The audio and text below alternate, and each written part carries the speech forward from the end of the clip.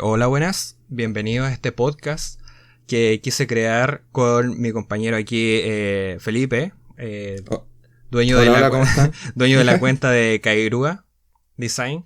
Eh, Sé que es raro porque mi cuenta es de dibujo, en realidad yo me dedico más como al dibujo, pero quise hacer contenido y en esta ocasión vamos a hacer un podcast hablando de algo que en realidad no he visto mucho que se hable en internet, que es el tema de abordar la estética. En este caso nosotros somos diseñadores y hablamos con propiedad. Hay un papelito que nos dice que podemos hablar de esto. Claro, claro.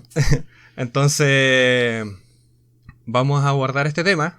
En este caso nosotros vamos a hablar de Ghibli, cómo fueron su influencia, de dónde viene, su impacto, todo. Entonces, ¿de qué va a tratar todo esto? Bueno, en realidad esto es un programa, la idea es que sea como relajado, chill, que se lo pongan ahí de fondo nomás para mientras trabajan, mientras estudian, mientras hacen el aseo. Pueden poner a Juan Gabriel o nos pueden poner a nosotros, ahí ustedes deciden. Entonces, la idea es que esto sea de varios capítulos y cada uno toque una temática distinta. En este caso vamos a ver a Estudio Ghibli. En otro capítulo puede ser cualquier otra cosa, puede ser la estética de una película, un videojuego. La idea es que vaya fluyendo, pero nuestro pilar siempre va a ser la estética y la imagen. Porque, bueno, en eso nos desempeñamos nosotros y si nos ponemos a hablar de guiones, bueno, no somos guionistas, entonces no... Claro. Claro, no tenemos propiedad para hablar de eso. Dime. Sí, pues como si nos pudiéramos poner a opinar de la música. Claro, así como de repente alguien sale con una opinión política de lo que sea, así es como, bueno, no soy politólogo, no. Sí. Somos diseñadores gráficos profesionales, eso dice el cartón. Así que vamos a hablar desde esa parada, pues por así decirlo, desde ese punto de vista. Con todo lo que nosotros hemos aprendido a lo largo de los años de carrera, de los años de ya de estar ejerciendo. Hablar de cosas que nos gustan, pero desde esa perspectiva, básicamente. Exactamente. Entonces, como ya lo decía antes, nosotros en este capítulo vamos a hablar de Estudio Ghibli. Pero primero, antes que nada, antes de abordar de analizar toda esta estética que tiene esta productora, vendría siendo, ¿no? Ya no sabría qué título ponerle. Estudio de animación. Estudio de animación, claro. Sí. Ghibli, Estudio Ghibli fue fundado en 1985 por Hayao Miyazaki, que es considerado uno de los directores, el director de animación, en este caso, uno de los más influyentes de nuestros tiempos, en realidad. También otro cofundador súper importante fue Isao Takahata, conocido por sus historias de la princesa Kaguya. Él más que nada es director, por lo tanto él no hace los bocetos ni en general no tiene tanta influencia en la estética. Pero igual claro, ha hecho bastante aporte en ello. Sí, pues o sea, más adelante, a medida que vayamos conversando, vamos a ver que así a nivel, aparte del guión, hay un tema de diferencia igual de imagen en las películas que él dirigió. Ahí igual hay un tema. Y el tercero que no siempre se suele abordar tanto porque no es tan público, no aparece tanto, pero igual es importante, es Toshio Suzuki. Toshio, no sé si lo habré dicho bien. Es Suzuki. Sí, está bien. Él también fue cofundador, pero él se enfoca más en el tema de la producción. Ya veremos más adelante que él ha tomado sus decisiones de repente, que algunos ha peleado un poco con los otros viejos. Si al final, en la actualidad, bueno, en su tiempo, bueno, ya eran viejos cuando empezaron. Y ahora después con el tiempo se volvieron más viejos prostáticos ahí. Pero de que son buenos productos. Claro, sí. O sea, como todo productor que toma decisiones importantes a nivel financiero, pero muchas veces va en contra de las visiones creativas y todo el tema, pero son necesarios finalmente necesarios. Sí, ahí veremos varias ideas que sacó él que han funcionado bastante bien. Sí, y otras que no tanto. Y el cuarto cofundador fue Yasuyoshi Tokuma, empresario, el editor más que nada. Tokuma desempeñó un papel importante en la promoción de Estudio Ghibli y en el financiamiento de las primeras producciones. Fue el que puso la platita, básicamente. Ah, ya, sí, a él no lo conocía, pues. Ya. A los otros tres, sí, pues. A los otros tres. Sí. Él, en De... realidad, su visión fuertemente empresarial, el señor de los negocios, fue bastante bueno al principio, más que nada. Y de hecho fue lo que lo impulsó en el mercado. Claro, Eh, porque... dime, dime. No, no, es que sí, pues es que es súper difícil de repente que cuando tú tenés como obras muy de autor, o cuando nos referimos a autores que cuando tienen una visión como muy personal, que no son tan comerciales, es como difícil que los inversionistas, que los productores, eh, como que respeten la visión creativa, ¿cachai? Y llama la atención que tú menciones que, que justo esta persona fuera distinto. O sea, claro, es importante la visión empresarial de poder generar ingresos con el tema. Entonces, pero por lo general no se suele llevar de la mano con los creativos. Siempre hay ahí su... Comúnmente, es que su claro, comúnmente el creativo está subordinado a la parte empresarial. Bueno, depende de la industria también, pero la productora pero comúnmente pasa así, especialmente en la industria como americana, en la industria más gringa, la mayoría de las veces suele ser así. Pero yo creo que una de las personas más importantes en este caso, que ha influido más en la imagen de Ghibli, ha sido Hayao Miyazaki. Voy a hacer un breve resumen de quién es Hayao Miyazaki para el que viva debajo de una piedra. Eh, Miyazaki nació el 5 de enero de 1941, o sea, todavía no terminaba la Segunda Guerra Mundial. Entonces, él de bastante pequeñito tuvo que vivir bastantes adversidades con respecto a su madre que tuvo tuberculosis y respecto a su padre que era diseñador de aviones, que él siempre se le reprochó porque esos aviones se ocupaban para la guerra. Entonces él vivió una infancia bien turbulenta, como muchos japoneses de la época. Obviamente él siempre estuve interesado por la animación y el dibujo, aunque él estudió ciencias políticas. En realidad Vaya, no sí. tiene nada que ver, pero siento que la política ha influido bastante en su obra, después lo veremos. Sí. Sin embargo, su pasión por el arte eh, lo llevó a buscar oportunidades en la industria de la animación. Miyazaki en realidad partió en Toei Animation. Y de hecho ahí se conoció con varios de los que hemos mencionado. Sí, de hecho, de como que ahí en Toei fue como el origen, o de ahí se juntó todo el grupito que después se salió Sí. para fundar Ghibli. Sí, de Mm. ahí partieron. Es que muy importante que Hayao Miyazaki abordaba bastante como, bueno, había como estudiado política, él abordaba bastante todos estos temas sindicalistas y de la protección del trabajador. Por no decir que era comunista. Bueno, no sé si era No, comunista, pero era muy importante eso en su vida. sí, el tema del trabajo sindical, el tema Sí. de la organización de los trabajadores, sí, sí, sí. Sí. Eh, dime. No, no, no, eso, porque justamente que sí se nota en su obra el tema de la organización sindical, pues, Mm, de la gente, el pueblo, por así decirlo, organizándose. Igual, a veces quizás es más patente en las películas de Isao Takahata, pero en las películas de Hayao Miyazaki también está presente. sí. Él trabajó en bastantes películas, o sea, en realidad ayudaba en las películas y también en series de televisión. Él fue, obviamente, a través de esto, fue perfeccionando su estilo de animación. Ustedes lo recordarán, por ejemplo, en Heidi también se nota bastante su mano en todas estas referencias a lo europeo y a la forma de cómo son la estética de los personajes también. Eh, Obviamente esto duró hasta el 84, cuando ya empezó a cruzarse ya con otros creadores, con otros creativos, donde querían ellos hacer su propio estudio, donde no les pusieran la pata encima como ellos pensaban, y hacer su propia visión de lo que ellos tenían.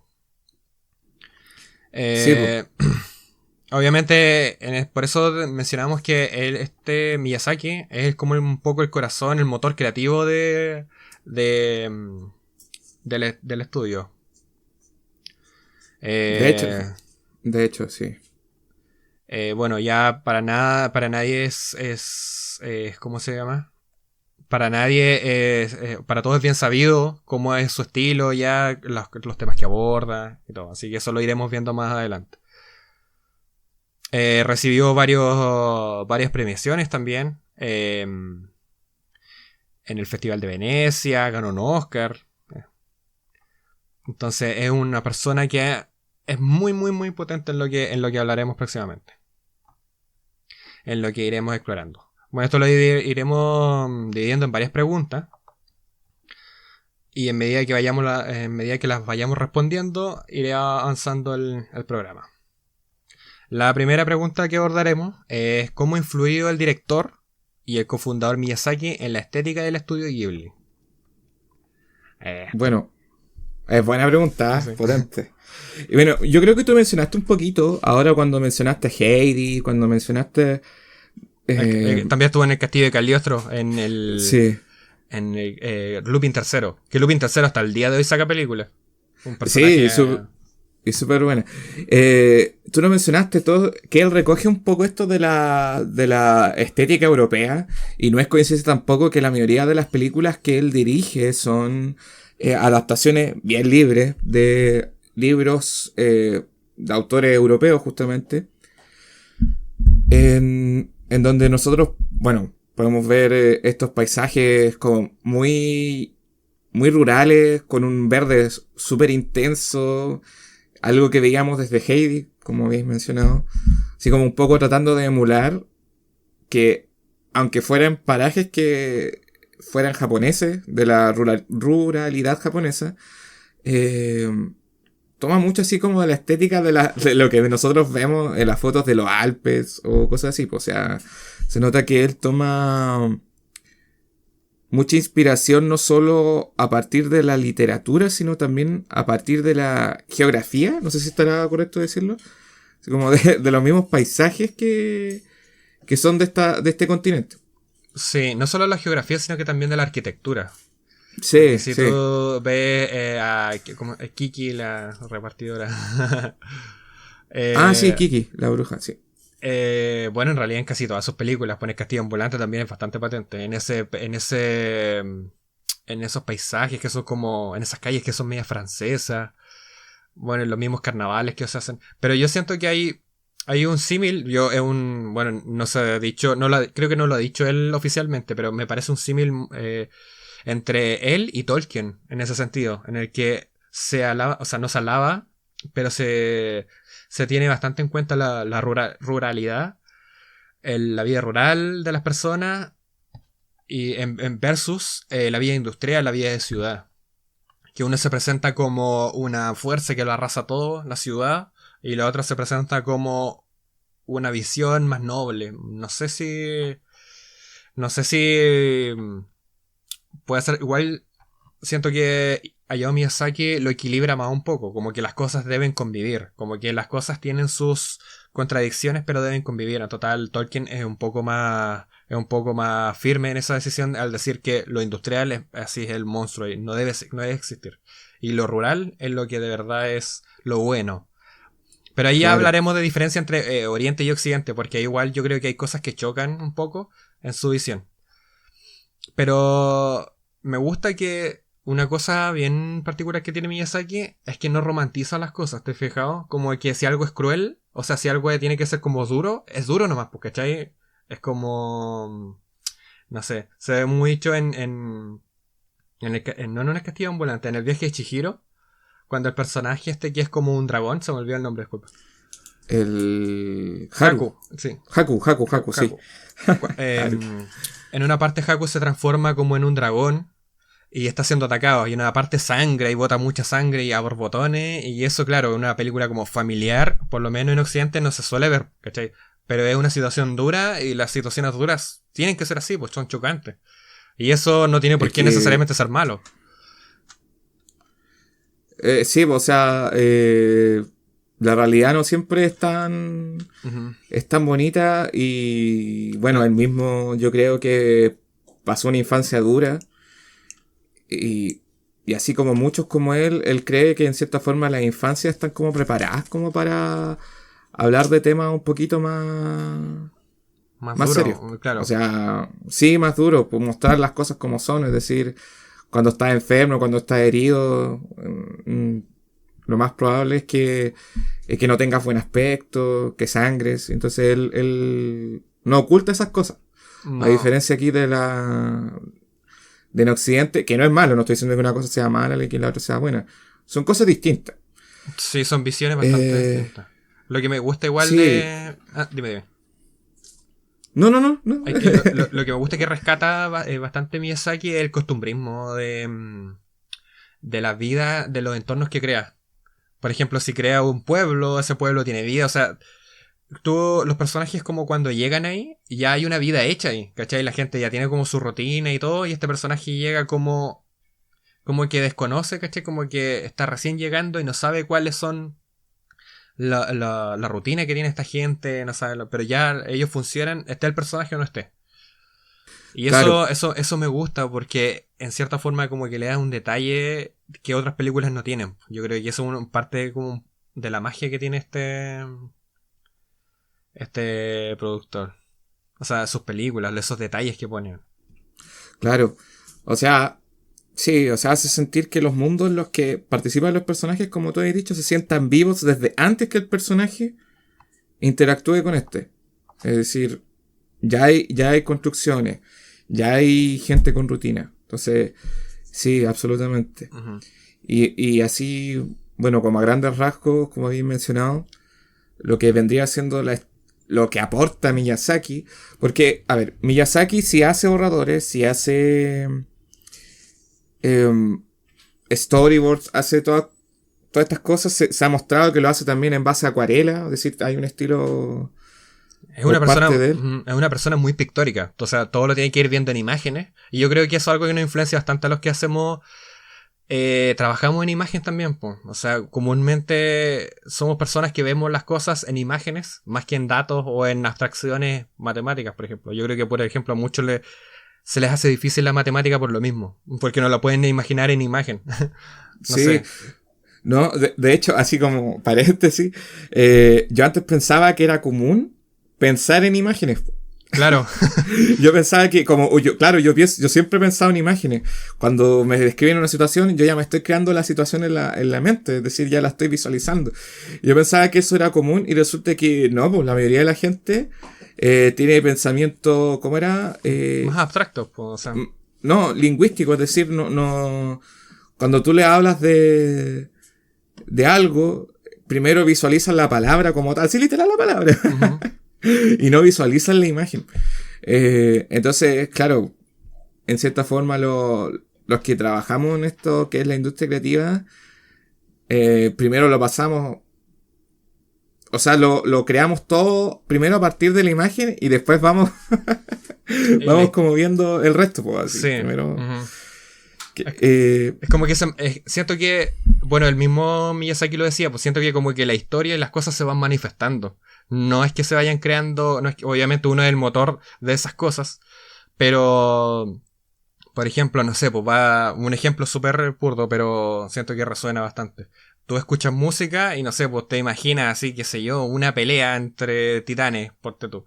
Entonces, ¿cachai? La música va sonando y tu imagen va sonando y después va creando el resto. Y no sé, pues bueno, es como la manifestación de esa idea, puedes decirlo. claro, Eh, de hecho, es dime. bien curioso que Miyazaki también tiene una forma de trabajo parecida en el sentido de que primero la imagen. Ujú. Hace Eh, storyboard, pues. sí, el loco empieza a hacer los storyboards primero. Y a veces incluso se ponen a filmar ya la película sin tener el guión terminado. Es decir, no tienen No tiene al final. no tienen el final. Sí, muchas veces hay gente que como que no le sigue mucho la pista a las películas de Ghibli. O no le gustan del todo porque sienten que hay cosas que son como muy aleatorias. Ujú. Pero en verdad eso es a causa de que Miyazaki se pone a animar primero. Y a medida que va animando, va terminando el guión, va avanzando en el guión. Sí, sí. Y se nota, po. O sea, está claro que él primero es la imagen, primero es la estética. O sea, obviamente él sabe que tiene la historia más o menos hacia dónde va, o la historia que tiene que Claro, contar.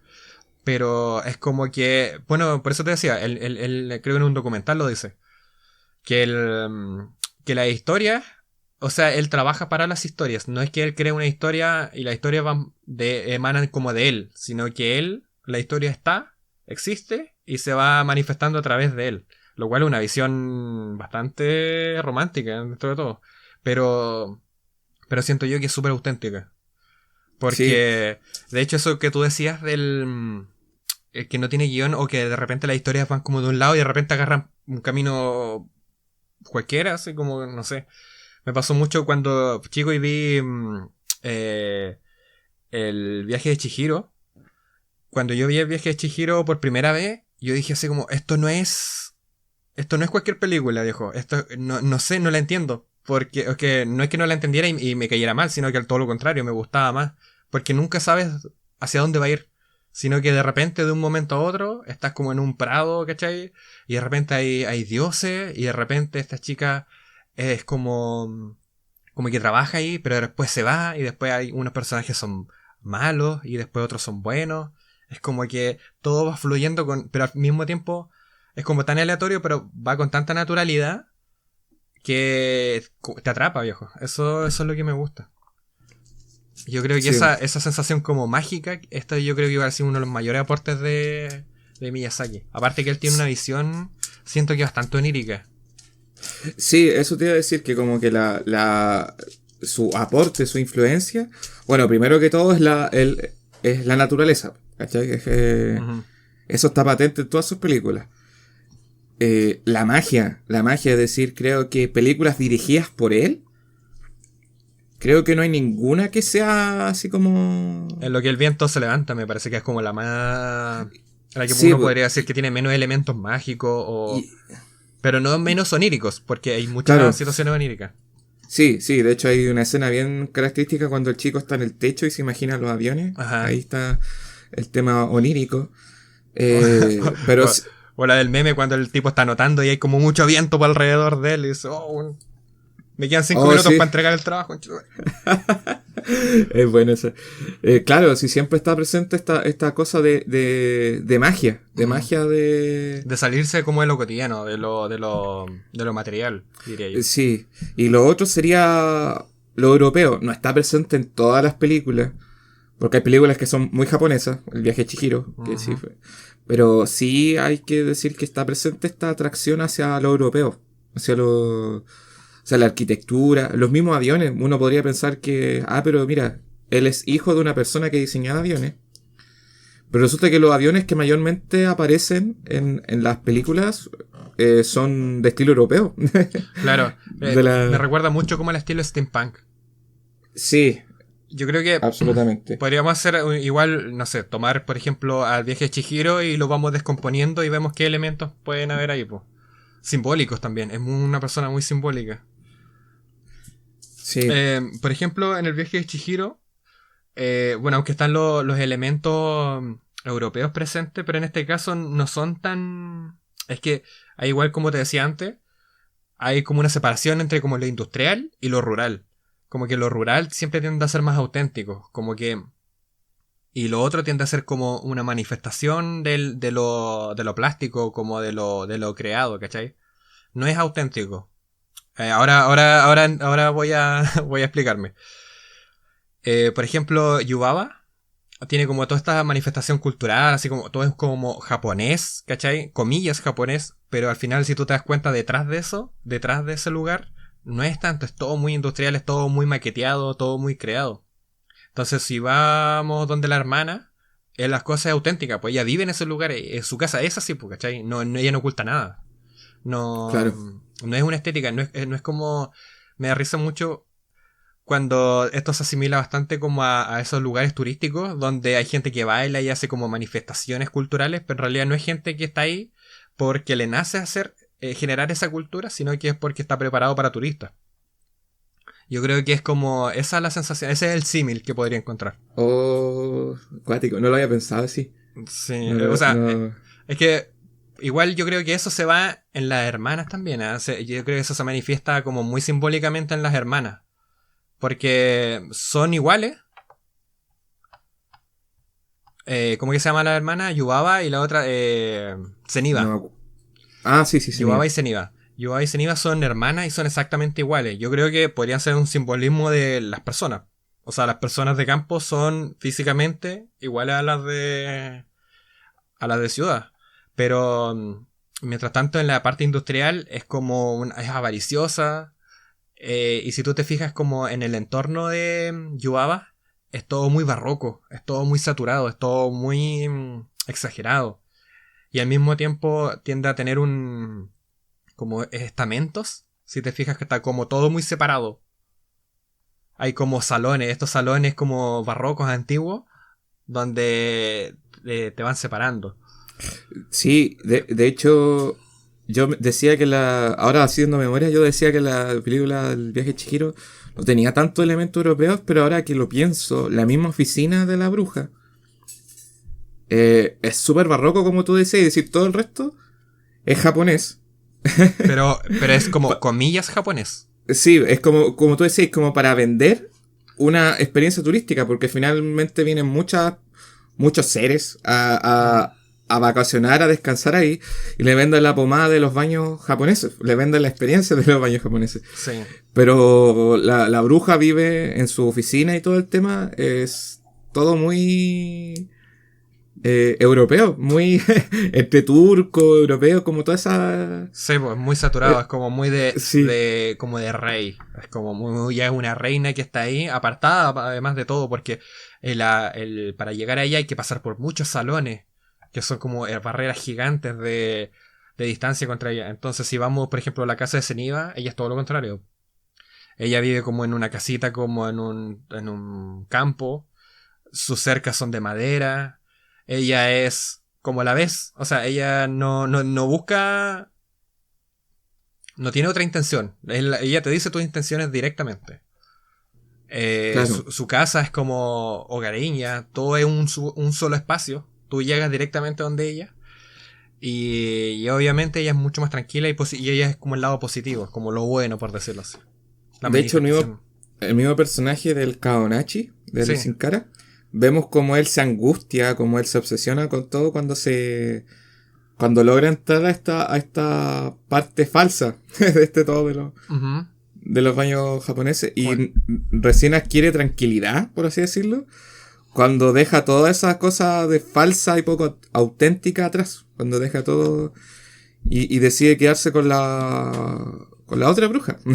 Sí. Ahí como que se le ve que es un personaje más calmado, que se ve que está más tranquilo. Es Que que, en cierta dime. forma sería como este mensaje de decir que hay que dejar como de agobiarse con tanta eh, con tanta cosa superficial, por así decirlo, tanta cosa... Sí, podría ser el hecho de que ese ser, el sin cara, pueda representar una persona corriente, como sin identidad. Y si va a la ciudad, como su entorno es saturado y lleno de ambición, él se transforma en eso. Pero después cuando Claro, sale de ahí y se mueve a un lugar tranquilo, donde eso no existe, él se transforma en otro ser, en lo que su entorno le va acompañando. Y él lo acepta también, pues, porque eso es lo como... acepto, sí. Porque él interioriza todo lo que va a su alrededor. O sea, puede ser como una persona que a lo mejor, no sé, a lo mejor un niño puede ser. Puede ser esa figura. Porque si te fijas, es como al mismo tiempo es como que sigue a Chihiro, como que ella va tomando las riendas de las cosas y él lo va siguiendo nomás. Él lo va siguiendo y no, como que no. Obviamente tomó una decisión de seguirla, pero como que siento que es como un niño en ese sentido.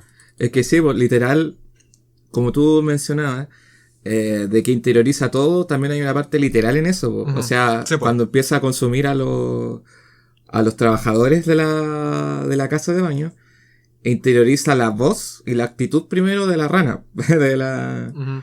Es decir, claramente se deja influenciar, es decir, Y después su ambición. claro, la ambición, la misma visión que tenían todos, porque a él le daba lo mismo el tema del oro, sino que fue hasta que vio que a toda la gente quería como el oro. Y ahí hay otro tema, po, que es de lo que probablemente Hayao Miyazaki, que aunque directamente él no haga todo en aspecto gráfico, porque ahí yo voy a mencionar a una persona que también es importante, pero más adelante, Ya. este nivel de que todo sea todo muy detallado, que el oro y sin tocar lo realista, porque de hecho tú comparáis una pepita de oro, no se ve así como la muestran en el estudio Ghibli. ¿Cachai? Ujú. Pero es sumamente detallado, todo es detallado. La comida luce mejor de lo que debería lucir. Eh, Todo es muy intrínseco, todo es muy complejo. Siento que eso también está dentro Sí, de igual. lo que Ya. él como director ha influido en sus trabajadores, ¿cachai? Sí. Es decir, todo esto tiene que ser así, asá. No, sí, ya abordaremos ese tema, pero es una persona que está bien presente con eso. A veces, de repente, demasiado. Sí, de hecho hay una anécdota justamente del viaje de Chihiro, que es el personaje de Lin. Lin es la neo humana. Sí, Este, nunca entendí qué son, pero se entiende. sí, este espíritu que es como que funciona un poco así como amiga de Chihiro Ujú. durante la película.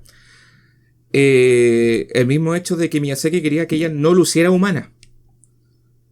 Y el tema es que muchas veces los trabajadores dijeron que mientras la estaban dibujando, ellos la dibujaban como una mujer joven.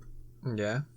Como una mujer joven, común y corriente. Y varias veces Miyazaki fue y les rayó la hoja para indicarle, decir, no es humana, no es humana. No, no tiene por qué su cuerpo ser como el de una humana. ¿Cachai? Ujú. Entonces él contaba que muchas veces él fue a rayarle el tema.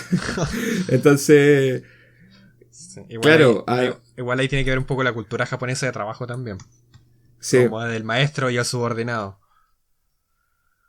Y él también influyó un poco, porque hay que entender que si bien él hace storyboards y todo el tema, él no es el diseñador de personajes de la empresa.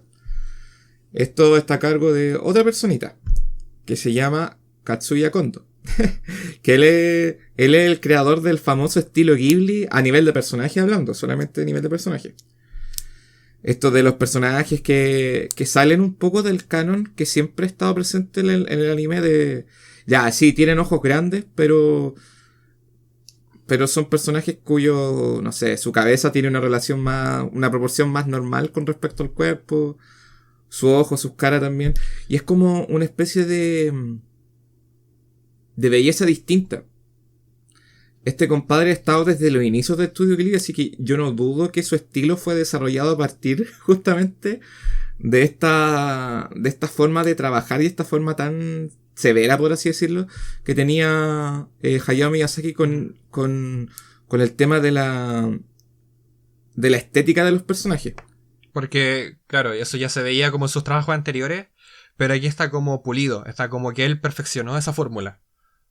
Claro, claro. Entonces, de ahí nace este estilo Ghibli de los personajes con ojos grandes, sí, pero no Ujú. tan grandes. Es decir, o sea, sí, son ojos grandes, pero si veis como la relación de tamaño, de proporciones, Sí. cambia todo. Po. Ujú. Aparte que se quiere alejar de todo esto que es como la tradición, los diseños tradicionales de... El anime como más comercial también, pues, ¿no? Sí, po. Yo siento que sí se acerca a una... Así como... A un aspecto más natural, más fluido. eh, Es que, claro, yo creo que lograron sintetizar los personajes al punto de que los pueden manipular en su mundo, eh, permitiéndoles hacer lo que ellos quieren, pues si que el personaje exprese, pero al mismo tiempo no se vea tan exagerado. A lo mejor el mismo hecho que sean como más humanos, por decirlo así, no tan anime clásico de monitas chinas, así, chin, chin, chin. Puede ser que también se acerque a otro tipo de público también, pues, como a la mayoría, ¿cachai? Por ejemplo, no sé, pues si Heidi o Marco marcaron mucho las generaciones aquí más mayores, pues, ¿cachai? Fue anime súper, y eran súper tristes. sí. Y sabéis que Y, eso justamente del público general que tú mencionabas, porque la gente no tenía conciencia de que eso era anime, pues, ¿cachai? ujú, Ellos estaban viendo Heidi, ellos estaban viendo Marco, que sabían que son... monito, monito chino. Sí, pues yo no tenía ni idea de dónde venían, ellos la veían nomás, Sí, pues. porque siempre buscaron cómo apuntar a otro lado. Aparte tienes que tomar en cuenta de que yo creo que eso puede ser la misma influencia europea que tiene Miyazaki, que como que te deslocaliza, pero al mismo tiempo lo sientes familiar. Me explico. Por ejemplo, Marco pasa en Italia. Italia es una cultura bastante cercana a o sea, también viene de lo latino, y lo sentimos bastante Claro. cercana. Y Y después en se va a Argentina Argentina. también, pues. Ajá, Sí, y después pues. se va a Argentina. Entonces, claro, tú decís, este personaje va a estar en Italia, después en Argentina, ¿cachai? Muchas personas de aquí también, yo creo que lo asimilarían así como, esto no puede ser como japonés o de Oriente, ¿cachai? No sé. No. Te pone en una posición donde cualquiera puede como empatizar y te acerca bastante. Y eso te acerca mucho más todavía. Sí, es que igual la mayoría de los trabajos previos, así como pre-Ghibli, eran casi todos Ujú. adaptaciones de cuentos de libros europeos. Sí. Entonces, Ujú. y eran coproducciones también. Había muchas que eran coproducciones. En ese tiempo se daba más. Que ahora pareciera ser sorprendente cuando te enteráis que un estudio japonés trabaja con un estudio de Sí. Europa. Ujú. Ya, esa cuestión antes se daba mucho más. O sea, Claro. El gato con botas creo que hicieron. sí, antes eran coproducciones japonesas, francesas, por Ujú. ejemplo. Entonces también yo creo que. Y Toei hizo muchas de esas Sí, sí, coproducciones. sí, sí, sí. Entonces es muy probable que de ahí Miyazaki haya adquirido este gustito por lo europeo. Ujú. Durante Pe- su. Pero siempre, claro, ese es como europeo, pero de repente se va con una interpretación japonesa. Claro. Me gusta mucho una parte del viaje de Chihiro, que no va tanto al caso, pero me refiero a que esta influencia como onírica que tiene un poco Miyazaki, va un paso de lo europeo a lo onírico, es cuando ella llega, está como en este gran hotel, no sé cómo se llama, qué nombre le ponían. El Pero, onsen, en la casa de baño. sí, la casa de baño. Ella está en la casa de baño y mira como hacia el horizonte y hay como una. No es que es como mar, no es que es como que de repente se inunda todo.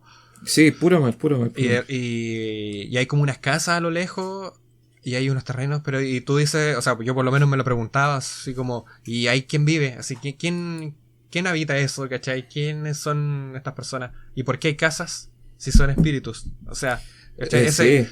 Y nunca te lo responde y bueno, me encanta que se hace. De hecho, también te preguntáis de dónde salió todo ese mar. Si por donde ella llegó no había mar. Pues Sí, como. porque subió el Justamente agua. Sí. eso. En un momento sube el agua, pero no sabes de dónde viene. Y pues, de hecho, cuando va en el tren, allá es como el punto máximo, porque aparte que es como uno de las partes culmen de la película, Claro. va como en este mar como tan tranquilo y en ningún momento es como un peligro como tanto exceso de agua. Y suben estos pasajeros que son como espíritus, ¿cachai? ¿Qué son? Así. ¿Por qué están ahí? ¿Qué son? ¿Por qué se visten como personas pero no son personas? Eso me recordó mucho cuando era chico, de hecho, cuando viajaba como en bus. Y no sé, yo vivía cerca de un lago. Y muchas veces pasaba eso que el lago subía y los caminos se inundaban y no veías el camino. A mí me da un miedo, un terror esa weá, pero eh, se veía como, claro, gente subiendo, bajando, ¿cachai? Era como un mundo, o sea, todo funcionando. Tenía su lógica. Y aquí es como que siento como muy cercano eso. Yo seguramente es porque él pasó, no sé, habrá pasado periodos como en zonas rurales. Además que sí. Como Probablemente, que, como que, probablemente. de hecho, me parece que él, antes de hacer películas, como que se deja un tiempo de descanso y como que se va, así como a lugares apartados. Seguramente eso mismo le va ayudando. Ya, yo creo Sí, que, yo creo que ya ahí fuimos resolviendo la pregunta de cómo influyó Miyazaki en Estudio Ghibli. Podríamos pasar a la siguiente. Que sería cómo influyó la estética de Estudio Ghibli en la industria del anime en general. mm, a ver. Primero, ya sé que dice en general, pero primero voy a ir con Con lo ejemplos. particular. Pues, claro, voy primero a lo particular, así. No me importa la pregunta. No, vos dale, no, dale. Ya, mira. Yo creo que. Así como buscando símiles, así como buscando un poquito gente que haga cosas parecidas, autores que hagan cosas parecidas, el primero que se me viene a la mente es Makoto Shinkai. Makoto Eh, Shinkai. ¿Qué hizo sí, Makoto Shinkai? eh, él hizo Your Name Ya. en 2017, esa película que se hizo súper famosa. Después hizo Weathering with You. Ahora último hizo Suzume. Bueno, tiene películas que también son más conocidas. Yo diría que la más mainstream fue Your Name, pero antes de eso tenía El Jardín de las Palabras, 5 centímetros por segundo, el lugar que prometimos en nuestro día de juventud, Chicos en busca de la estrella, o niños en busca de la estrella, y tú ves que a nivel visual hay cierta referencia a Miyazaki. Él nunca trabajó con Miyazaki, de hecho él partió siendo él solo haciendo todo, Makoto Shinkai. Y después, claro, se hizo más grande su estudio y todo, pero la cosa es que tú ves las películas de Makoto Shinkai y tú ves una clara influencia a nivel tanto visual como narrativo. Es decir, los personajes, si bien no son iguales a lo que se ve en Ghibli, tienen un aire. Son como más parecidos al anime mainstream. Sí, pero es como algo intermedio. Es como algo... Sí. Algo que se encuentra entre las dos cosas, y sobre todo en sus primeras películas se nota más. Es decir, se nota más ese aspecto como de Ghibli. Sí, lo ghibleriano. Sí, lo otro que se nota son en los fondos ultra detallados. De hecho, yo creo que... Oh, viejo. De hecho, yo creo que este loco se fue a un nivel más allá. Tomó la influencia, pero dijo: yo lo voy a hacer más, lo voy a hacer mucho más. Le metió esteroides, viejo, a esa fórmula, porque de verdad esos fondos, viejos, son verdaderas fotos, bro. Son fotos de movimiento. Se lleva a un nivel pero enfermizo, viejo. De detalle, pero lo otro es que a nivel visual uno nota una paleta de colores ciertamente parecida. Que si bien las paletas, nosotros tenemos que hablar algo cierto aquí, el material y la técnica de animación influye mucho en la paleta de colores disponibles que tienen. No es lo mismo hacer algo en celuloide, donde los colores van a ser más apagados, por lo general, a hacer ya algo con animación digital, donde los colores ya no son una limitante. Pero sí se ve que a lo largo de la evolución de este autor, él tiende a ocupar como las mismas paletas de colores que Estudio Ghibli. O sea... los verdes son los mismos verdes, los azules son los mismos azules. Sí, es que eso ya es como una de las principales características, yo creo, de Ghibli, son su manejo ante la naturaleza, cómo representa la naturaleza. Claro, y todos estos elementos que nosotros mencionábamos de lo mágico, de lo onírico, de esto de... El costumbrismo igual, tiene bastante costumbrismo.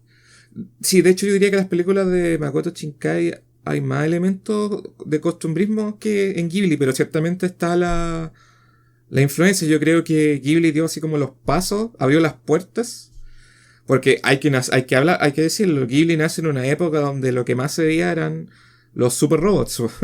Sí. en Japón, es decir, robots que tenían diseño, sí, lo futurista y todo, y Ghibli vino de nuevo a traer lo mágico de la... Lo rural, lo medieval. Lo rural, claro, lo rural.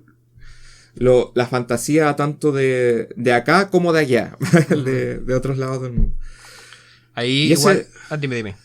No, porque ese sería mi primer ejemplo particular. Después hay otro ejemplo particular, que es otro autor, que es Mamoru Hosoda. Que de hecho tiene una historia de ahí como de piques con... con el... Más odio que amor, sí. Sí, pues más odio que amor. Pero igual se nota que hay influencia. Es cierto que... Sí. Mira, yo creía que él trabajaba como animador en Ghibli antes de... así como tirarse solo. Y no fue el tema, sino que fue contratado para dirigir el Castillo Ambulante. Pero finalmente eso no se concretó por diferencias creativas. Es decir, fue demasiado difícil trabajar con Miyazaki. Viniendo como director externo, o sea, tú vienes de un estudio donde son 2 personas nomás las que han hecho películas. No, para eso entonces ya había un par de películas que no eran ni de Takahata, pero bueno, el tema es que no logró llegar a un acuerdo. Entonces, él sí, por lo menos, alcanzó a estar como en esa etapa de trabajo, como viendo todo el tema, pero lo que, bueno, le ha hecho que hasta el día de hoy él sienta como repudio al viejo Miyazaki. Pero igual se nota que él tiene cierta escuela. No sé si habrá ido a los mismos lugares donde estudiaron los otros animadores. Lo más probable, pues que muchos de los que trabajan en Ghibli han sido compañeros de él en alguna cosa. pero se nota que sigue cierto estilo, pues, de hacer películas también con los elementos mágicos, con, con lo onírico. Él también mezcla lo tecnológico. Sí, en cosa que Miyazaki aborrece. Sí, pues cosa que Miyazaki no. Pero O sea, le gusta la máquina, pero bueno, es que ahí no, hay varias contradicciones con él también, porque le gusta es la que, naturaleza, pero la máquina también le... sí, pues le gusta la máquina, pero como a vapor. La máquina antigua, pues La en cuanto. mecánica, La mecánica, claro. Pero todo lo moderno, como lo que le. digital, ya... Sí, pues, en cuanto a Mamoru Hosoda lo abraza, pero sí siento que hay mucho de Ghibli en su obra. En su forma de abordarlo. Sí, de hecho, hasta la misma narrativa. O sea, yo veo y digo, este loco no tenía pensado al final Sí. cuando estaba haciendo la película. ¿Sabéis qué a otro influenciado, a mi parecer? Bueno, yo creo que fue bastante obvio en su momento. O tal vez no tanto, pero... A Hideaki Anno, al de Evangelion. En su última película, en Evangelion 1.3. Más 1, ¿cómo era? Sí, Ya voy más perdido. 3.0 más 1.0. Eso. Evangelio según San Marcos. Ya. Es que de hecho el loco trabajó con él por mucho tiempo. Sí, de hecho, era animador en Ghibli. hay varias fotos de él en proyectos. Bueno, hay documentales con él ahí participando. Ellos son más amigos, pues lo respeta como más. Sí, de Seguramente hecho, porque tiene una visión más auténtica. Será, no sé. así como datos así para interrumpirte. Sí, dale. Cuando esta película, Náusica, que es como la película previa a la fundación de Ghibli,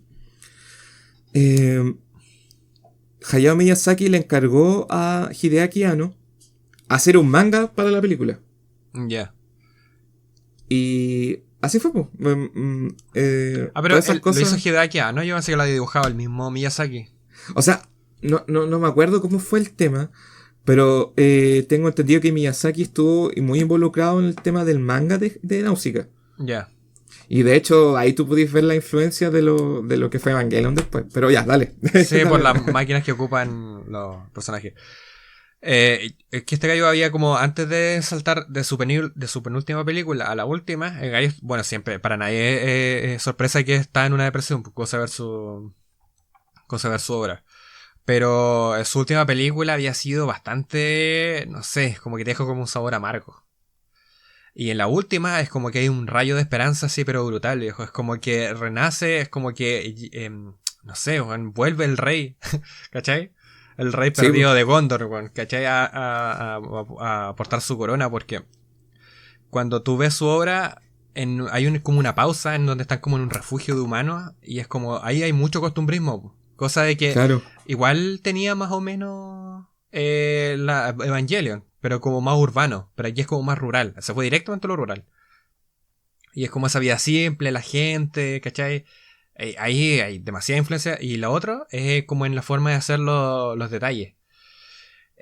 Como habíamos mencionado antes que Miyazaki es bastante detallista al hacer sus cosas, pero no tan solo en las cosas que muestra, que suelen ser bastante detalladas, sino en las cosas que hacen los personajes.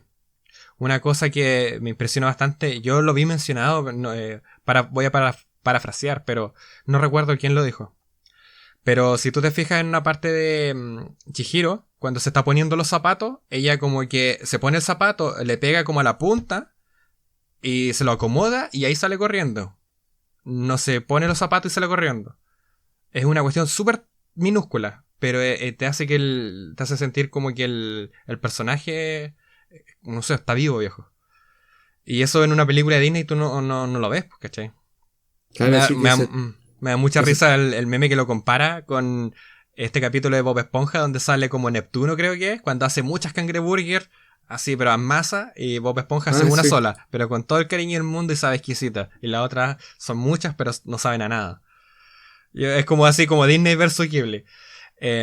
Y eso se transmite, por ejemplo, en la última Evangelion. Hay una cuestión que es súper tonta, que es cuando están en el principio de la película, están como conectando un USB, y de repente como que se equivoca, lo puso al revés, de vuelta, y después lo vuelvo a poner igual. Y ahí conecta. Bueno, es súper tonto, pero es un detallazo, viejo. Yo cuando lo vi dije, wow, esta weá es muy Ghibli. Sí, son como esas cosas que nadie hace porque es como, pero si Sí, claro, es como fijar... trabajo extra, te va a agregar unos frames Sí. y tal vez pueden decir, no, bueno, nadie se va a dar cuenta, pero es que eso es lo que hace que esa película sea tan exquisita, weón. Sí. Bueno, eso es la influencia. ¿Y sabían que también me influyó es como súper superficial la cuestión, pero es como en estas cuestiones de lo-fi, hip hop, bueno, hay muchos ilustradores que vinieron después, que toman su referencia y como que se aplicó mucho como en esta onda de no sé cómo describirlo, pero es como una onda de estar chill, de relajado, ¿cachai? Ya sea en música, en estética. Bueno, muchas cosas son directamente sacadas de Ghibli. Pero eso es más como en la cultura de internet. Sí. Totalmente sacada de la cultura de internet. Sí, absolutamente. Y así como a nivel de industria, se me hace más difícil porque, así como responderte la pregunta, así como a nivel general de industria. Porque creo que si menciono algo ya sería como algo más general, así como porque ha cambiado los medios, han cambiado la Sí. tecnología. Uh-huh. No se lo podría atribuir a Ghibli directamente. Porque de hecho yo siento que Ghibli justamente funciona en contra. Sí, pues, en contra del establishment cultural. Sí, y no estoy diciendo que aquí no, es que ellos no hacen las películas para ganar dinero. Obviamente las hacen Sí, para ganar dinero. A lo que voy es que ellos trabajan de una manera distinta.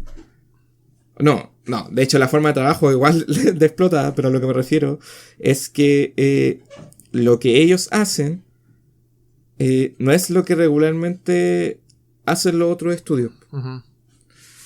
Ellos buscan hacer una película que sea de autor y que saben que va a ser redituable por el nombre que llevan atrás. Uh-huh. Mientras que los otros tratan de ser redituables porque con lo que sea, con lo que esté más de moda. Entonces tampoco puedo ver así como una influencia en la estética. Porque los personajes... Es que puede que eso mismo, que ellos sean como tan aparte, los mantenga también como invulnerable al paso del tiempo. Porque si tú te fijas, puedes ver La Princesa Mononoke cuando salió y la puedes ver ahora y la vas a disfrutar igual. Se lo pueden mostrar a un niño de esa época y se lo va a mostrar a un niño de ahora. Y es lo mismo, es el mismo efecto. No está... sus influencias son tan como de raíz, porque la naturaleza, los costumbres son como cosas tan propias de las personas, que es como que no pueden envejecer, es como las figuras geométricas, por decirlo. Lo cuadrado va a ser cuadrado ahora, va a ser cuadrado en 1000 años, fue cuadrado hace 1000 años, y siempre va a ser así, siempre se va a mantener como auténtico, por decirlo así, porque es una forma de ser tan, no sé, como incambiable, tan aparte, porque son, bueno, obviamente las formas geométricas no se encuentran así como en la naturaleza, pero se entiende. Como que eso lo hace como anacrónico, es la palabra, se me olvida. Sí. Bueno, si queréis pasamos a la otra pregunta entonces para... Sí, anacrónico. Dale. ¿Cómo se reflejaría la cultura japonesa en el estudio Ghibli?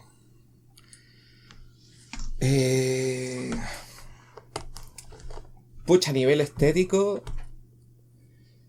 es como más obvio cuando ves las películas y ves como, por ejemplo, a ver, es más obvio en ciertas películas como La Princesa Mononoke, El Viaje de Chihiro, ¿cachai?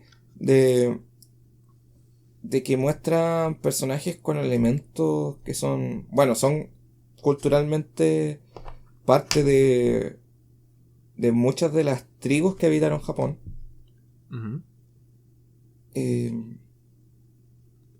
También tú lo ves un poco con los personajes que no humanos, los personajes, Los espíritus. los espíritus, claro, que son sacados directamente desde la mitología, Sí, completamente.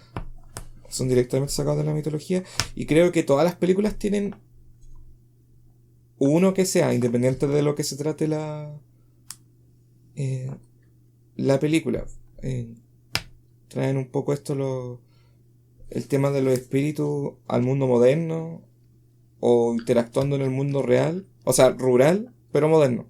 Que, claro, yo creo que ahí podría haber Bueno, ahí habría otro símil con Tolkien, porque de igual Tolkien como que hablaba mucho de la mitología rural y que era como muy, una realidad muy mágica. Como que, bueno, hasta el día de hoy se ven los campos que mucha gente todavía cree muchas cosas, tiene rituales, ¿cachai? Que uno en la ciudad no ve, pero mucha gente lo hace porque lo viven, porque lo creen, ¿cachai? Esa magia es como que en la ciudad arrasa con esa magia y como que la destruye comúnmente, la industria. En el sintoísmo, que es como la gran cultura, o sea, la gran religión japonesa, están las figuras de los kamis.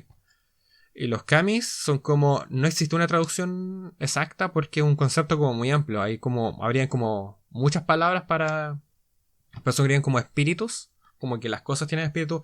Hay un símil muy grande con la palabra ñen del mapuche, que viene a simbolizar casi lo mismo, que es como el espíritu de las cosas, como el espíritu del río, el espíritu de la piedra, no sé, una cuestión, si quieren un ejemplo así súper claro y súper directo, la piedra del humaco, eso es un ñen, y vendría siendo como un kami en un símil japonés.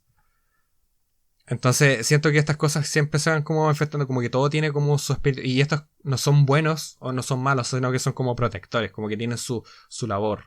Entonces si alguien interrumpe su labor va a ser malo con eso, pero no es porque sí sea malo, sino que está cumpliendo su labor, y la naturaleza es así. La naturaleza es, como decíamos antes, no es ni buena ni mala, la naturaleza es nomás. Claro, se me viene justamente de nuevo esa escena donde llega un monstruo de lodo en el viaje de Chihiro. Claro. Y resulta que era el espíritu era uno de los tantos espíritus del río que había, o sea, porque sí, cada río tiene su espíritu, todo. Uh-huh. Exactamente. Y claro, llega como un monstruo deforme y es porque no se le ha permitido cumplir bien con su... Y es cuando es liberado de ese peso que le ha cargado el humano, que sería en este caso la contaminación y todo ese barro, es cuando ya es en sí mismo y se manifiesta. Claro. O sea... Hay mucho simbolismo ahí oriental en ese sentido. Igual, en la misma... Una cosa que tiene la visión más occidental, que siempre como que contrapone lo bueno y lo malo. O sea, son dos fuerzas antagonistas. Y son súper claras, se manifiestan súper claramente. Pero en el sintoísmo y en la visión más tradicional asiática, como que eso no existe en realidad. Como mencionamos, las cosas son nomás. Y si las cosas de repente son buenas, a veces son malas. Es como una danza entre lo bueno, los conflictos, la paz. Bueno, eso tiene que ver más con el sintoísmo y con el taoísmo también. Yo creo que en esa, como en las decisiones también, que eso se ve reflejado en las decisiones y en la misma cómo actúan los personajes, yo creo que ahí se puede ver manifestado bastante la cultura japonesa, el sintoísmo más que nada. Claro, esto mismo que decíamos, que a nivel estético la naturaleza está bien presente. Bueno, en Ghibli a nivel lo japonés vendría siendo justamente estos paisajes, estos fondos que tú mencionaste hace un rato, ¿eh? Donde habitan los espíritus, donde habitan los... Claro, eso es como llanura. Yo creo que a todo el mundo le gustaría estar como en ese prado, tirado así como con esas nubes pasando. Qué hermosura. Claro. Los jardines. Igual cómo están hechos los personajes que no son humanos. Hay una película que se llama Ponpoco, que no la dirigió Miyazaki, la dirigió Isao Takahata, que es Ponpoco de la guerra de los mapaches. Sí. Y se nos muestra que hay varios tipos de animales que son capaces de humanizarse. Y siempre me acuerdo de cuando se juntan con los zorros como para ver qué se puede hacer. Sí. Y resulta que los zorros se transforman en humanos, pero tú notáis cuáles son los humanos que no son humanos, ¿cachai? Tú notáis cuáles... Claro. quiénes son los mapaches cuando están convertidos en humanos. Tú notáis quiénes son los zorros. Sí, y aparte es un excelente trabajo, viejo, es un excelente... a nivel de personaje. Porque, puta, yo creo que la contraposición directa de eso sería, no sé, Avatar, ¿cachai? La última de Avatar, porque son todos los monos azules y son todos iguales, bueno, no puedo, en cierta forma como que te cuesta distinguirlos, y aquí es como que cada uno tiene como su particularidad, y es como fácil verlo, weón. Claro. Claro, es como, yo sé que es humano, pero... Algo raro tiene, claro. Algo distinto tiene, Ah. claro. Entonces creo que es mucho esto de la traducción o la adaptación más bien de estos mitos japoneses a lo que lo hacen en Ghibli, o sea, como los traen a Ghibli, porque siento que la mayoría de otras producciones, otras series, cuando digan, ya, mira, tenemos que hacer a cierto personaje y dibujan a cualquier weón random así y le ponen orejas, como ya, ahí tenéis tus orejas de zorro, listo. Son diseños como ultra genéricos. Sí. No hay una... Es como, mira, un humano pero con orejas de animal. Listo. No hay nada.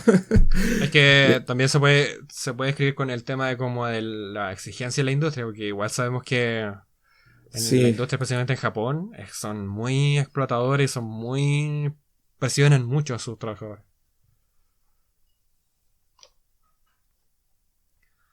Podríamos pasar a otra pregunta entonces. Mira, hay varias que las hemos respondido.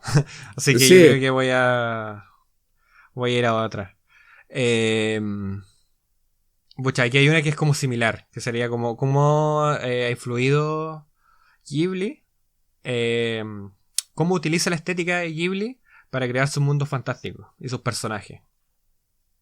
Yo creo que eso igual está como respondido más o menos. Sí, como lo que te mencioné recién, que los personajes, por ejemplo, los animales que son como animales místicos, espirituales, no son del todo animales, tienen características humanas bien patentes.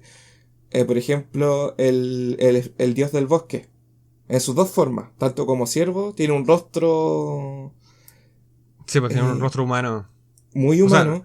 Y cuando se transforma en el caminante nocturno, en el caminante nocturno no... Tiene una postura humana, no tiene... Que camina en dos patas, así... lo que te mencionaba Pero eso pasa a ser como muy ajeno a todo, sí, porque ningún personaje se parece a él. O sea, como... Incluso creo que la animación es tan diferente. Sí. ¿Cuál era la cuestión? Ya. También con esto de los personajes que se transforman en humanos, que tú notas que tienen un elemento distinto. Creo que también es un poco el perder el miedo a hacer que, no sé, un gato hable, de hacer que... Sí, tienes toda la razón. Y que se vea bien, porque por ejemplo hay una película que se llama Haru en el Reino de los Gatos. Y son puros gatitos, pues, ¿cachai? Sí. Y aún así logran hacer una película sacando un personaje que era de otra película previa, de Ghibli. Que era una... Creo que el mismo Miyazaki lo dice, que es como la reacción ante algo que no conoces debería ser como de curiosidad, como de conocerlo. Claro. Y no espantarte. Yo creo que eso mismo lo manifiesta en la estética de su... Bueno, ahí se puede responder de por qué hace como estas islas, estas casas y estas cosas, porque no las conoces y quieres saber más de eso, pero no te lo responde. Y yo creo que él a través de eso genera como esas preguntas en las personas. Claro, Mira, y también... No lo había pensado. Y también, aparte de los personajes, están los lugares. Sí. Cuando, por ejemplo, Chihiro cruza el umbral en el auto, primero llegan a un lugar que podría parecerte cercano, pero está vacío. ¿Cachai? Está vacío. Y con la ausencia de personajes y con la presencia de un par de estatuas botadas por ahí, tú poco a poco vas teniendo la sensación de que ya saliste del mundo en el que estabas antes y entraste a uno nuevo. Lo otro, también el no tener miedo de crear estructuras, el de crear espacios imposibles, da lo mismo si se explican o no. Por ejemplo, está el castillo en el cielo, que primero se mueven a nivel de tierra, ¿cachai? Y son estructuras, creo que por un momento pasan por unas minas. Y son minas que tú cachai que sería imposible, pues, es una exageración absoluta de lo que vendría siendo como la precariedad de los trabajadores mineros. Pero aún así funciona, ¿cachai? No tienen miedo Sí. de hacer estas exageraciones con el fin de que haya resultado en su película. De hecho, se ve mucho en el tipo como de magia que ocupa el mago, se me olvida, ¿cómo se llama? Hall. Porque no sabe hasta qué punto algo es posible o no. Porque él, de hecho, en una parte es que modifica la casa como para que sea más hogareña, porque antes era como un departamento soltero. Tu papá divorciado, sí, no sé. Pero después es como... Después es como... Claro, lo hace más hogareño y se modifica la casa, entonces tú dices... y después al final vuela, ¿cachai? Entonces, ¿hasta qué punto esa magia funciona? O sea, ¿cuáles son los límites de esa magia, cachai? Pero ahí está como el lamento occidental, por tú, por intentar explicar, o más que explicar, no sé si cuantificar las cosas. Porque, claro, a lo mejor no es necesario. Es magia nomás. La weá no tiene por qué tener explicación, ni tiene por qué tener un límite. Entonces eso es como que te abre la puerta también, porque si tú te pones a preguntar eso, no disfrutas de la película. Igual hay películas. A ver, tú mencionabas lo onírico también. Y Ujú. eso también que incluso en las películas realistas de que tiene Ghibli, como Susurros del Corazón, por ejemplo. Susurro del Corazón creo que la dirigió Goro, ¿no? No, no. La dirigió Yoshifumi Kondo, si no me equivoco. Ah, ya. Ya, pero independiente de eso, hay películas realistas como esa. Hay otra que se llama Puedo escuchar el mar. Hay otra que se llama La colina de las amapolas. Ujú, Y El recuerdo de Marnie, que puede parecerte una película fantástica, pero al final te das cuenta que no lo es. ujú. Y no tienen miedo con jugar con el... Ah, y cuando el viento se levanta. No tienen miedo de jugar con lo onírico. Meter lo onírico en el mundo real. Sí, No tienen miedo de jugar de que sí, el chico está viendo el techo. Sí, está escribiendo un plano, etcétera. Pero no tienen miedo de interrumpir, por así decirlo, la narrativa de la película, introduciendo elementos o secuencias más bien, que rompen con la realidad. ¿Cachai? sí. Que rompen con la realidad. Independiente que el personaje, independiente que sea más bien algo mental que está pasando en un personaje, el espectador lo está viendo. Entonces, claramente causa sorpresa, causa asombro ver cómo este paisaje que tú creías que era real, de repente se rompe con el fin de dar a entender lo que está sintiendo el personaje. Sí, es verdad. Es verdad. Por eso yo creo que esa es una visión igual, pues un poco más cercana al sintoísmo, a lo rural, en ese sentido. Como de que de repente lo mágico o lo onírico se manifiesta y eso es parte del día a día, no tiene nada de raro. Como que a veces no todo tiene por qué tener una explicación cuantificable y eso está bien. Sí, pasó en la mente el personaje Mm, y pasó nomás, no podí, es la mente, no podí. mm, Cuando no hay magia de por medio, es la mente, son los sueños, son las aspiraciones. No tienes por qué tratar de explicarlas ni cuantificarlas. Pasa nada más, pasa, exacto. listo. Igual, Y yo incluso se diría que eso se manifiesta incluso en el mismo Miyazaki. Porque es una persona que muestra una estética tan alegre, tan positiva, de repente, y todas estas cosas que hemos dicho, pero él mismo de repente es una persona súper negativa.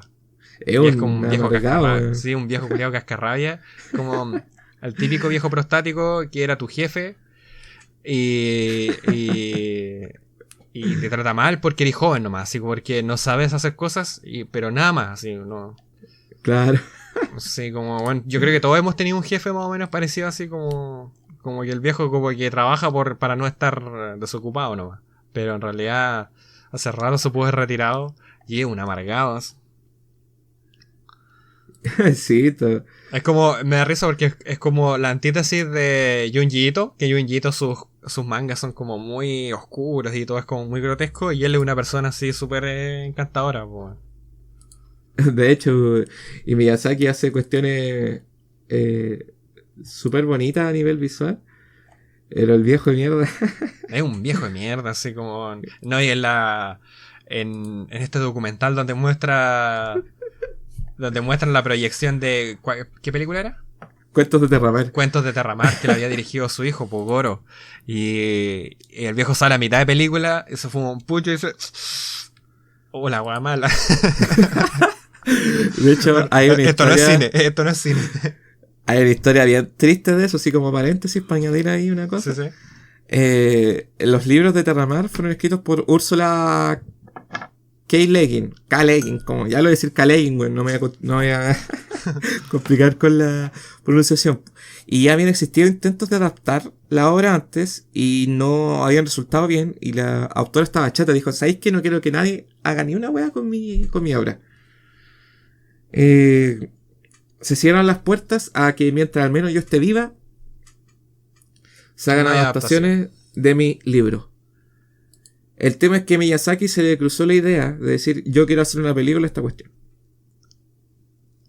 Miyazaki tuvo una reunión con Úrsula, de conversar los términos y condiciones. La Úrsula le dijo, ya, pero yo sé que tú tomáis los libros y lo adaptáis como querís, po.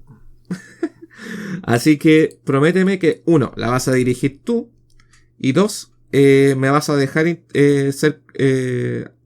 supervisar el guión. Y todo el tema. Y el Miyazaki le dijo, sí, me parece bien. Sí, continúa. Sí, me parece bien. Ya, pues entonces Miyazaki llega a Japón y no sé qué le pasa, pero se ve imposibilitado de hacer la película. Estrés número 1. Yeah. Después viene el Don Tocho, el productor, y dice, oye, pero ¿por qué no la dirige tu hijo, el Goro Miyazaki? Y el Miyazaki, no, hermano, no, hermano. Este loco no es animador. Ya, pero tú tampoco lo eras. Déjalo. Aprender. Vos estudiaste ciencia política. Ya. De hecho, creo que el Goro Miyazaki es como agrónomo. No sé, no tengo claro, pero algo así. Nada que ver. El tema es que el Goro Miyazaki tampoco pudo decir que no, parece, porque aceptó dirigir la... Yo le dijeron, oye, ¿querías dirigir una película? Bueno, ya, porque quiero que mi papá porque quiero... Ahí hay un tema ahí de Daddy Issues, güey. Sí, es que eso también se ha dicho, que él era como... Estuvo súper poco presente con sus hijos. Sí, pues seguramente él buscaba... aprobación. Sí, la aprobación del papá, pues así ya veamos si dirigiendo una película mi papá me quiere. Entonces el Miyazaki ya estaba fumándose toda la cajetilla de cigarros. Le dijo, ya es lo que queráis al Tocho. Y el Tocho ya le dijo al Goro. Y el Goro aceptó, pues. El tema es que, claro, pasa la anécdota de la del función cine, de la estreno, sí, de la función de prueba. Y este weón del Miyazaki, claro, sale, se pega el show así. El loco ya estaba sudando, así. Yo cacho que él ya veía el reto que le iba a llegar. Y claro, la Úrsula cuando vio la película se decepcionó tanto. Pero tanto. Bueno, ahora me estoy dando cuenta que le dije Erika en algún momento. Es Úrsula, ¿ya? Úrsula. Se decepcionó tanto. Se enojó con Miyazaki porque, loco, el Miyazaki le había prometido. Y ella no quería que nadie hiciera adaptaciones, pero él le había prometido el cielo y la tierra. Vio la película. Y se decepcionó tanto que dijo, ya, ¿sabéis qué? No vuelvo nunca más a permitir que alguien toque mi obra.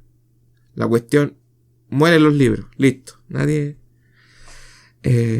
dejó mal parado a Miyazaki frente a ella, y que igual es como que hay mal, pues. Tú te comprometiste una cosa y no cumpliste, pues. Algo que era importante, pues. Y para los japoneses eso es como para hacer harakiri, pues, ¿cachai? Es como... No, y aparte la loca era como muy... Es como la primera vez y la única vez que ella dejaba que eso pasara.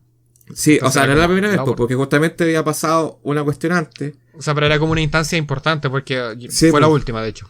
Fue la última vez, pues. Y el Miyazaki quedó al debe con todos, porque al final no queda mal el hijo, queda mal tú porque tú prometiste algo y tú no lo cumpliste. Y bueno, y tocho, porque pudo haber escogido cualquier otro director competente.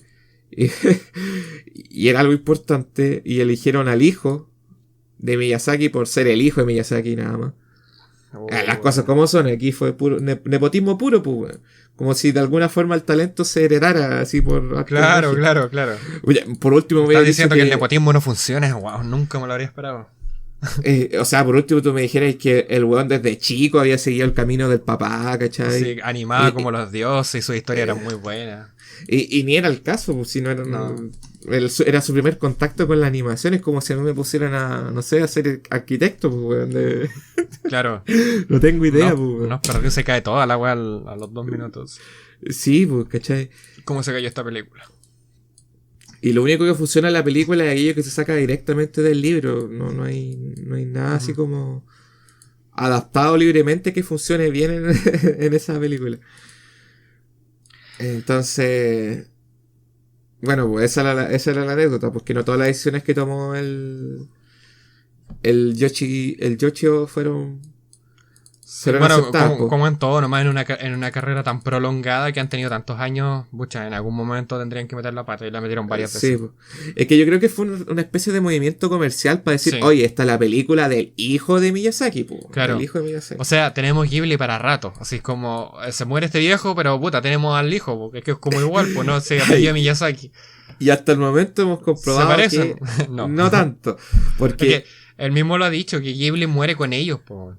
Sí, pues, aparte Goro ha dirigido otro par de películas en Ghibli después de eso. Y una serie, porque los que no saben es que Ghibli también ha hecho series y de repente no se cuenta.